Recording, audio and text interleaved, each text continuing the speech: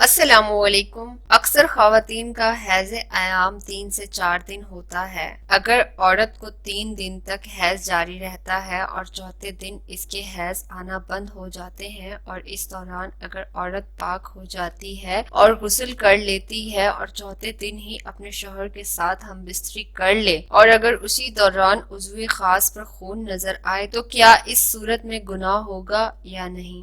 आज का हमारा सवाल बहुत ही ज्यादा अहम है और हर मर्द और औरत के लिए जानना बहुत ही ज्यादा जरूरी है। जवाब के लिए मैं आप सबसे गुजारिश करना चाहूंगी कि सबसे पहले आप हमारे चैनल को सब्सक्राइब कीजिए, लाइक कीजिए, बेल आइकन पे क्लिक कीजिए ताकि आप तक आसानी से नोटिफिकेशन पहुंच सके और आप हमारी वीडियोस को देख सकें। अक्सर खवातीन के हैज के आयाम 7 दिन होते हैं, अक्सर के 9 दिन भी हो जाते हैं और नॉर्मल खवातीन के आयाम हैज 3 से 4 दिन ही होते हैं। औरत की एक तबीयत इस तरह की है कि वो चौथे दिन गुस्ल करके पाक हो जाती है और अपने शौहर के साथ हम बिस्तरी कर लेती है, तो इस दौरान अगर खून आना शुरू हो जाए तो गुनाह नहीं होता है। इसके लिए औरत को चाहिए कि आइंदा आने वाले हैज आयाम में इस बात की तस्दीक करे कि इसकी तबीयत में हैज आयाम में तब्दीली आई है, तो आइंदा होने वाले हैज आयाम में इसको 4 दिन तक इंतजार करना होगा और अपनी तबीयत पर गौर करना होगा। अगर पहली वाली रूटीन रहती है तो कोई मसला नहीं होता,